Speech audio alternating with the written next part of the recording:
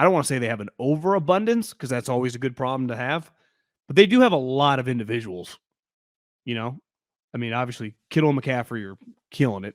Ayuk's having the season of his life. So Debo's back now. Elijah Mitchell, Juwan Jennings is good. I mean, they have a lot of weapons. So if we were to play that out, like how that's a challenge, like talk it out. Like, what is the challenge? Well, I think the challenge sometimes is like you just want to get your playmakers the ball. Right. So, you just now the one thing is if McCaffrey's going, they will just keep giving McCaffrey the ball. Like that much is well established. If he's humming and they're running the ball, they will just hand him the ball over and over. Yes. But as you saw today, like maybe they're more likely to give McCaffrey the third series off because of Elijah Mitchell, which is fine, which no one's going to dispute. But how do you want to give Debo opportunities with the ball in his hand, but you're going to pass the ball, so you're going to throw it to Ayuk and Kittle and Juwan. Like you just have a lot of mouths to feed, even though they're not guys screaming that they're hungry and they have to eat.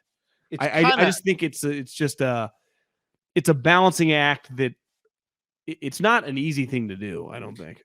No, the reason I asked you that question is just because I'm just thinking it through with you. Like it's a good problem to have. It's a good problem to have. It's not that it puts more pressure on Kyle. It just makes the things that Shanahan decides to do more impactful, because you can't or you don't just say, well, we'll just feed Debo, and even if he doesn't make the first few plays, we'll just let him get hot, right? Like a good player on a bad basketball team is just going to get 30 shots or however many 20 shots, and so he'll end up with 28 points, even if it's inefficient. Yeah. It's a little different, right? When you've got Derrick Henry, you just feed Derrick Henry. If it doesn't work at first, just keep feeding him. This is a little like you are making decisions if you're Kyle Shanahan about who to try and feature on a particular play. And then, obviously Brock, a play may not be for McCaffrey. He'll get it to him. Feels like that happens a lot. Debo, it feels pretty, when Debo gets the ball, it generally feels pretty planned, right? Remember one thing with the playoffs, remember last year, the Trent Williams play where he came in motion? Yeah. And they went back to the well and it didn't work the second time. But you're going to get some of, is there a wildcat play with Debo and McCaffrey and Elijah Mitchell, like some diamond type play? You just try different things in short yardage situations. Yeah. I mean, the week 18 double pass, I would say it's not Trent Williams level eye-opening, but pretty eye-opening play, right? Yeah, I mean, is there a double pass sometime with Juwan Jennings, former high school quarterback, number 50? So then the question becomes like, does Kyle ever get to are we ever at a spot in a game where he overcomplicates it? I would say, you're just thinking about it. One of Shanahan's, I think, positive qualities is that for a guy with a lot of talent on his offense, I can't think of too many times where we felt like the Trent Williams going back to that well the second time felt like he overcomplicated it. But for the most part, because he is so dedicated to the run game, it doesn't feel like I think Andy sometimes feels like overcomplicates it at times, maybe in his history. Tries to get too cute would be the better way to put it, maybe. The difference, too, is he was the heavy underdog in that game. So it was kind of a kitchen sink game. Not that playoff games aren't.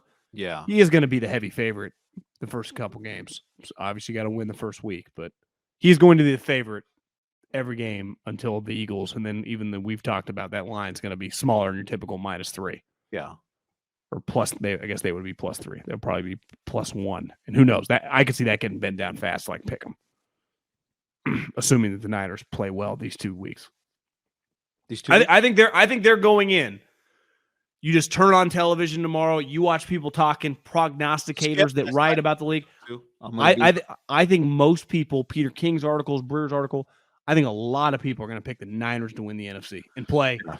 I think your AFC predictions, I don't know if you could even go wrong. You would probably have to take the Chiefs or the Bills just based on their route there. Mm-hmm. They have an easier route than the Bengals. But if you took the Bengals, I wouldn't call you crazy. You see Joe Burrow today, they asked him, like, is the window now? He's like, my window's as long as I'm playing.